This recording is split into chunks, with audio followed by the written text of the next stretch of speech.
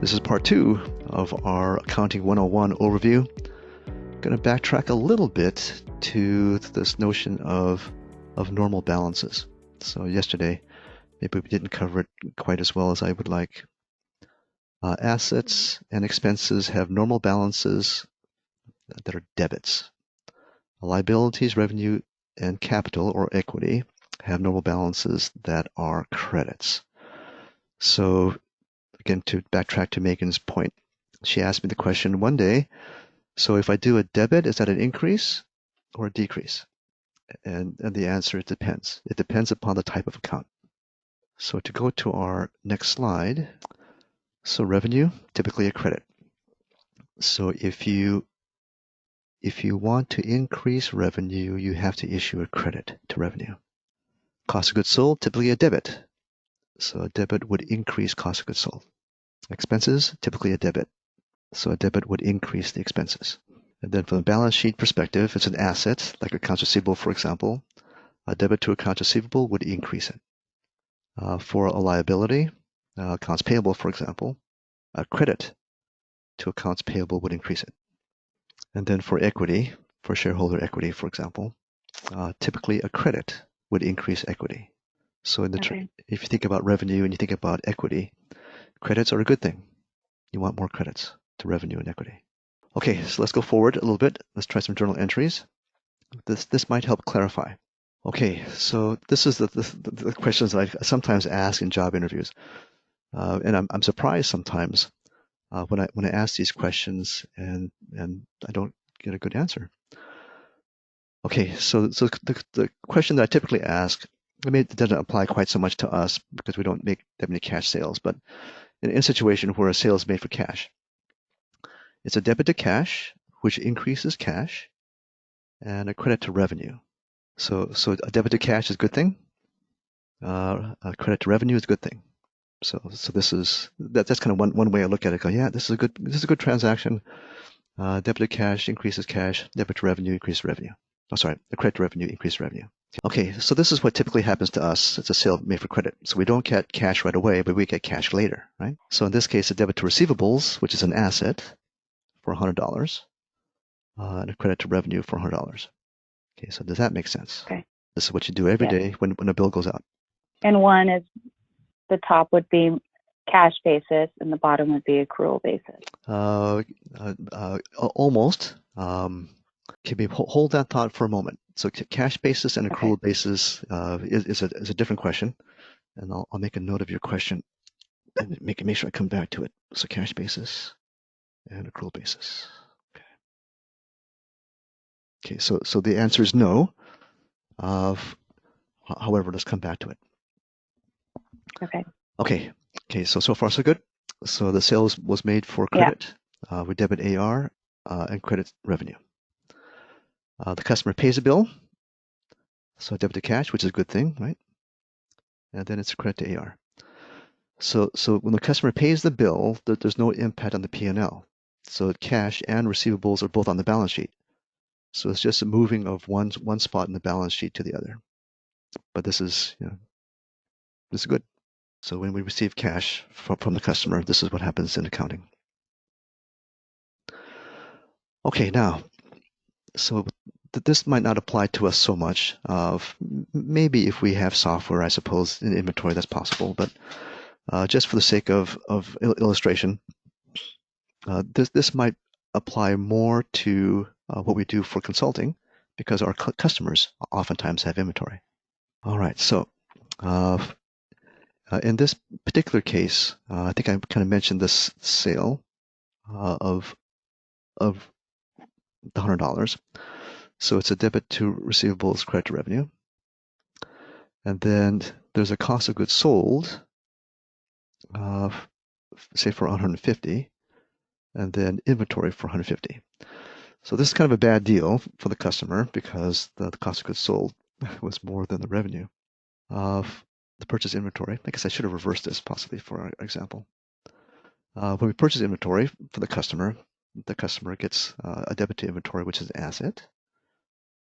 They credit AP, and then at some point later on, they pay the invoice, and maybe they pay it partial.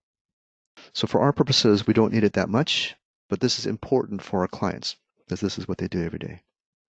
Okay, so this one does apply to us because we have telephone bills, right? So a debit to a telephone expense for $25, and then we credit AP. So sometimes it shows up on an expense report. Sometimes it's AT&T, right? So it shows up in accounts payable of AT&T. And then basically we debit the telephone expense, which is an expense. We credit AP so that we can pay it later. In both cases, the telephone expense increases by $25, accounts payable increases by $25. And then we eventually pay the telephone bill by credit card, debit accounts payable, and credit the credit card's expense account. Okay, so we don't do this anymore because it's a little bit confusing. Typically, if it goes through AP, we only use AP. If you pay it by credit card, we only use credit card.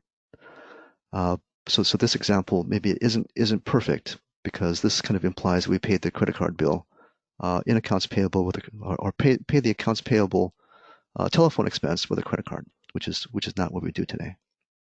It's going to be one or the other.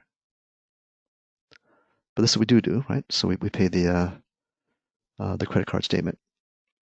So this is what happens for our like credit card statements and the expenses that relate to David's and my credit card.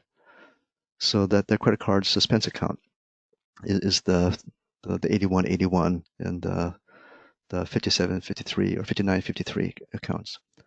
So we end up paying those out, so it reduces our cash, but we record that money in the suspense accounts that we have for David and for me.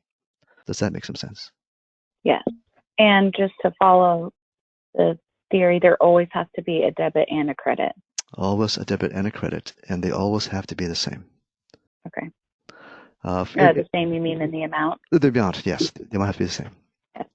Every so often we have a client that says, I ran my trial balance and my debits don't equal my credits. It's like, oh, okay, hang on, we'll go find it.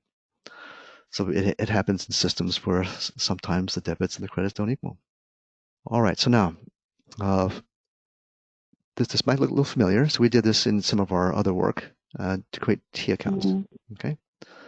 Okay, so the idea is that once you have all of these entries squared away, then the idea is to say, okay, well, if it's a debit to this and a credit to this, how does it appear in a T account? So this is actually pretty useful. We don't do it manually, of course. The system kind of takes care of it for us. Okay, so let's try and run through this quickly. Okay, so this is an example where there is I think we just did a little bit of starting point. Okay, so this starts out with $1,000. Okay, so we end up with the cash sale that we talked about earlier. So it's a debit to cash and a credit to revenue. We talked about something that relates to accounts receivable. So a debit to receivables and a credit to revenue. Talked about something that was a cash payment. So the cash payment was paid. We've got debit to cash and a credit to receivables to clear it. So now you can notice that the receivable balance is zero. Sorry, I lost track. Okay, good. Okay, so this is a situation where we did debit receivables for another $100, and then we get the revenue recorded for $100 as well. This is our cost of goods sold entry. So it's debit cost of goods sold, credit to inventory. I've got the accounts payable entry for the invoice for those materials. Debit to inventory, credit to accounts payable. And then a partial payment to accounts payable, and then we paid out of cash. Okay, and this is our telephone expense. And this is the payment of the bill. Okay, so now the idea is, okay, now that you have all of these entries in here, can you figure out what the total is? Okay, so we do the work essentially to look at cash and the ins and outs of cash and say, yep, on balance, after all the activity, there is $1,000, $1,075 that appears in cash. So that goes onto the trial balance. The same for accounts receivable. The balance is $100. For inventory, the balance is a $50 debit. Okay, yes. Accounts payable has a balance of $100. So suspense accounts is zero, which is supposed to be what happens in suspense accounts. So the balance is the difference. The difference, yes. Between the debit and credit. Yes, exactly. Exactly. Okay. Revenue, we have $300 net. Okay, yes, good. Cost of sales, $150. Total expense, $25. Okay, so far so good. Mm-hmm. Okay, so let's stop here so I can go on to my next call. But basically, this is all happening behind the scenes. You don't see this in QuickBooks. So this is all happening Right. in the program. So you never really understand what's happening, which is a drawback. And sometimes I think that QuickBooks does people a disservice because they don't learn accounting in the process. Right. But this is what's going on behind the scenes to the point of the trial balance. Okay, any questions? No. Okay, good. Then let's break here. We will continue tomorrow.